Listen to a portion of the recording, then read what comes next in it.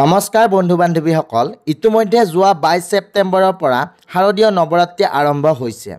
আপোনালোকে বাৰু জানেনে বছৰত দুবাৰ নৱৰাত্ৰি উদযাপন কৰা হয়, চৈত্ৰ নৱৰাত্ৰি আৰু শাৰদীয় নৱৰাত্ৰি। প্ৰতিটো উৎসৱৰ পিছতে এটা ধৰ্মীয় কাহিনী বা কিবা নহয় কিবা এটা গুপ্ত অৰ্থ লুকাই থাকে। নৱৰাত্ৰি দুবাৰ উদযাপন হোৱাৰ আঁৰতো এটা মনোৰম কাহিনী লুকাই আছে, যিবোৰ আমি আমাৰ চেনেলত সহায়ত উল্লেখ কৰি আহিছোঁ। এইবাৰ শাৰদীয় নৱৰাত্ৰি যোৱা 22 ছেপ্টেম্বৰ সোমবাৰৰ পৰা আৰম্ভ হৈছে আৰু 1 অক্টোবৰ মহানৱমী বুধবাৰৰ দিনলৈকে থাকিব। এই দিনকেইটাত মাতৃৰ নৱৰূপক ভক্তিপূৰ্ণভাৱে আৰাধনা কৰা হয়। এই দিনকেইটাত দুৰ্গা মাৰ প্ৰতিটো ৰূপেই ভক্তক শান্তি, সমৃদ্ধি আৰু শক্তি প্ৰদান কৰে। ভক্তৰ সামান্য প্ৰয়াসতে মা প্ৰসন্ন হৈ তেওঁৰ সকলো মনোবাঞ্ছাৰ লগতে আশাসমূহ পূৰণ কৰে। ঠিক তেনেদৰে কেতিয়াবা কিছুমান সামান্য ভুলৰ বাবে মা দুৰ্গা অসন্তুষ্ট হৈ পৰে, অৰ্থাৎ মা দুৰ্গা যিমান সোনকালে সন্তুষ্ট হয় সিমান সোনকালে অসন্তুষ্ট হয়। সেইবাবে বন্ধু বান্ধৱীসকল, আমি সকলোৱে সদায় চেষ্টা কৰিব লাগে যাতে মা সদায় সন্তুষ্ট হৈ থাকে। বন্ধু বান্ধৱীসকল, এইটো হয়তো আমি সকলোৱে জানো, মা দুৰ্গাক সন্তুষ্ট কৰিবলৈ নৱৰাত্ৰিত আমি কি কৰিব লাগে, যাৰ জৰিয়তে মা দুৰ্গা সন্তুষ্ট হৈ আমাক আশা কৰা ধৰণে ফল প্ৰদান কৰে, যিবোৰ হয়তো আমি কৰি থাকোঁ। কিন্তু আমি বাৰু জানোনে আমাৰ কোনবোৰ ভুলৰ বাবে নৱৰাত্ৰিৰ সময়ত দুৰ্গা মা আমাৰ ওপৰত অসন্তুষ্ট হ'ব পাৰে বা তেওঁৰ ক্ৰোধৰ সন্মুখীন আমি হ'বলগীয়া হ'ব পাৰে। সেয়ে আজিৰ এই ভিডিঅ'টোত আমি অতিকে সহজ আৰু সৰল ভাষাত আপোনালোকক ক'বলৈ বিচাৰিছোঁ যে নৱৰাত্ৰিত কোনবোৰ কাম আমি একেবাৰে কৰিব নালাগে। তেনেহ'লে বন্ধু বান্ধৱীসকল, এই ভিডিঅ'টো শেষলৈকে নিশ্চয়কৈ চাব আৰু ধ্যান দিব যাতে আগতে এনেকুৱা ভুল অজানিতে আপোনাৰ কেতিয়াবা হৈছিলে নেকি, যাৰ বাবে এনেকুৱা ভুলবোৰৰ বাবে আপুনি দুৰ্গা মাৰ কৃপাৰ পৰা বঞ্চিত হৈ আছিলে আৰু বিভিন্ন পূজা অৰ্চনা কৰাৰ ফলতো দুৰ্গা মা সন্তুষ্ট হোৱা নাছিলে। তেনেহ'লে বলক সোনকালে আৰম্ভ কৰোঁ আজি আমাৰ এই ভিডিঅ'টো, যাতে আপোনালোকেও এইসমূহ ভুল কৰাৰ পৰা বিৰত থাকিব পাৰে আৰু মা দুৰ্গাৰ কৃপা আৰু আশীৰ্বাদ প্ৰাপ্ত হয়। বন্ধু বান্ধৱীসকল, সৰ্বপ্ৰথম আৰু অতিকে গুৰুত্বপূৰ্ণ কথাটো হ'ল যে দুৰ্গা মাই আপোনালোকক কেতিয়াও উপবাসে থাকিব আৰু পূজা অৰ্চনা কৰিবলৈ জোৰ নকৰে। কিন্তু যদি আপুনি কৰি থাকে তেনেহ'লে সম্পূৰ্ণ শ্ৰদ্ধা, ভক্তি আৰু বিশ্বাসেৰে কৰক।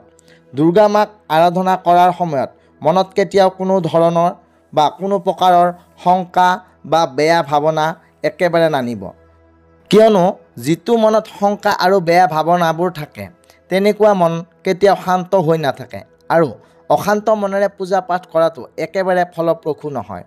মনত সদায় দুৰ্গা মাৰ প্ৰতি শ্ৰদ্ধা আৰু সন্মানৰ ভাৱ ৰাখিবলৈ চেষ্টা কৰিব লাগে।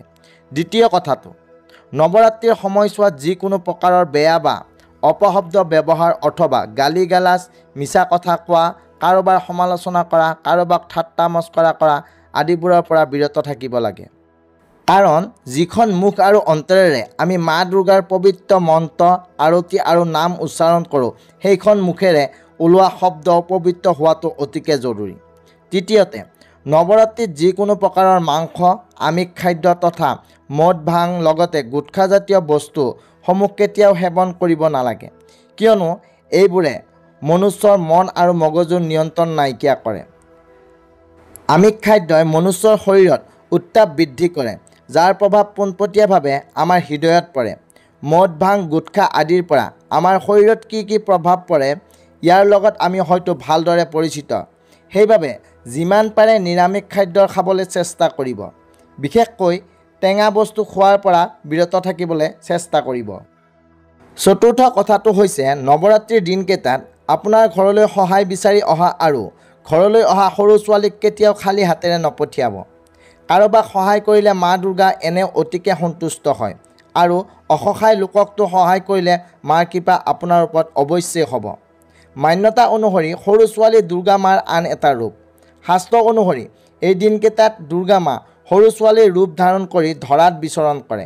সেয়েহে যদি এই দিনকেইটাত কোনো সৰু ছোৱালী আমাৰ ঘৰৰ পৰা খালী হাতেৰে যায়, তেনেহ'লে জানি লওক যে আমি স্বয়ং দুৰ্গা মাক আমাৰ ঘৰৰ পৰা খালী হাতেৰে পঠিয়ালোঁ। সেয়েহে যি দুৰ্গা মাই আমাক ইমান সামৰ্থ্য দিছে যে আমি কাৰোবাৰ বাবে কিবা কৰিব পাৰোঁ, সেয়েহে নিশ্চয় কৰক, নহ'লে মা দুৰ্গা ৰুষ্ট হৈ পৰিব পাৰে। পঞ্চমতে, এই দিনকেইটাত চুলি নাকাটিব, দাড়ি নাকাটিব, লগতে নখো নাকাটিব। কিয়নো চুলি দাড়ি আৰু নখ বাঢ়িবলৈ আমাৰ শৰীৰত শক্তিৰ প্ৰয়োগ হয় আৰু এই সময়ত উপবাস থকাসকলৰ বাবে শক্তি অতিকে প্ৰয়োজন। ষষ্ঠ কথাটো হৈছে এই সময়খিনিত চামৰাৰে তৈয়াৰী বস্তু যেনে বেল্ট, মানিবেগ আদি ব্যৱহাৰ কৰাৰ পৰা বিৰত থাকিব লাগে। কিয়নো এইসমূহ জীৱ জন্তু মাৰি তৈয়াৰ কৰা হয়, যিবোৰ মা দুৰ্গাই কেতিয়াও ভাল নাপায়। সপ্তম কথাটো হৈছে নৱৰাত্ৰিৰ সময়ত যদি আপুনি ঘৰত ঘট আৰু অখণ্ড চাকি স্থাপন কৰিছে, তেনেহ'লে কেতিয়াও ঘট আৰু চাকি অকলে এৰি ঘৰৰ দৰ্জা বন্ধ কৰি নাযাব। কাৰণ ঘটটো আমাৰ আস্থা আৰু মা দুৰ্গাৰ সন্মানৰ প্ৰতীক। যদি কিবা কাৰণত আমাৰ ঘৰৰ পোহনীয়া জীৱ জন্তুৱে দ্বাৰা ঘটটো কিবা কাৰণত পৰি যায়, তেনেহ'লে ই আমাৰ বাবে এটা অতিকে ভয়ানক পৰিস্থিতিৰ সৃষ্টি কৰিব পাৰে। কিয়নো মনা হয় যে উক্ত দিনকেইটাত ঘটটোত মাই বিৰাজমান হয় আৰু জ্বলি থকা চাকি পৰি গ'লে ঘৰত জুই লগাৰো সম্ভাৱনা থাকে। অষ্টমতে উক্ত দিনকেইটাত মাৰ নাম স্মৰণ, মন্ত্ৰ জপ, পুথিপাঠ আদি সম্পূৰ্ণ ভক্তি আৰু শ্ৰদ্ধাভাৱেৰে কৰক। অতিকে আৱশ্যক নহ'লে কেতিয়াও মাজতে নুঠিব আৰু কাৰো লগতে কথা বতৰা নাপাতিব। ইয়াৰ দ্বাৰা আপোনাৰ ধ্যান নাইকিয়া হ'ব। নৱমতে নৱৰাত্ৰিৰ কেইদিন দিনৰ ভাগত কেতিয়াও নুশুব। কিয়নো শ্ৰী বিষ্ণু পুৰাণত উল্লেখ থকা মতে নৱৰাত্ৰিৰ দিনকেইটাত দিনত শোৱাটো একেবাৰে বৰ্জনীয়। ইয়াৰ বিষয়ে থকা কাহিনী আমি অন্য এটা ভিডিঅ'ত আপোনালোকক জনাম। দশম তথা অন্তিমটো হৈছে মাহেকীয়া হোৱাৰ সময়ত মন্দিৰ আদিত যোৱাৰ পৰা বিৰত থাকক। ইয়াৰ উপৰিও আৰু বহুতো কথা আছে যিবোৰ নৱৰাত্ৰিৰ সময়ছোৱাত ধ্যান দিয়াটো প্ৰয়োজন। কিন্তু উপৰোক্ত কথাসমূহ যদি ধ্যান দিয়া হয়, তেনেহ'লে দুৰ্গা মা নিশ্চয় আমাৰ ওপৰত প্ৰসন্ন হ'ব। কিয়নো নৱৰাত্ৰি শক্তি আৰু ভক্তিৰ এটা উৎসৱ। বন্ধু বান্ধৱীসকল, মই ভিডিঅ'টোৰ শেষত আপোনালোকক এটা অনুৰোধ কৰিব বিচাৰোঁ। সম্পূৰ্ণ স্ত্ৰী জাতিটোৱে মা দুৰ্গাৰ এটা অংশ। সেয়েহে অনুগ্ৰহ কৰি সকলো নাৰীকে সন্মান আৰু মৰম কৰক। আশা কৰোঁ আপোনালোক সকলোৱে এই কথাসমূহ ধ্যান দি নৱৰাত্ৰিৰ লগতে দুৰ্গা পূজা উদযাপন কৰিব, লগতে অলেখ সুখ আৰু আনন্দ পাব। যদি আমাৰ আজিৰ এই ভিডিঅ'টো ভাল লাগিলে, তেনেহ'লে নিশ্চয়কৈ এটা লাইক কৰিবলৈ নাপাহৰিব। আৰু যদি আমাৰ চেনেলটো এতিয়াও ছাবস্ক্ৰাইব কৰা নাই, তেনেহ'লে ছাবস্ক্ৰাইব কৰি কাষত থকা বেল আইকনটো প্ৰেছ কৰি দিব। লগতে কমেণ্ট বক্সত ভক্তি সহকাৰে জয় মা দুৰ্গা বুলি লিখিবলৈ একেবাৰে নাপাহৰিব। অন্য এটা নতুন ভিডিঅ'ৰ সৈতে পুনৰ লগ পাম। তেতিয়ালৈকে আহিছোঁ, ধন্যবাদ।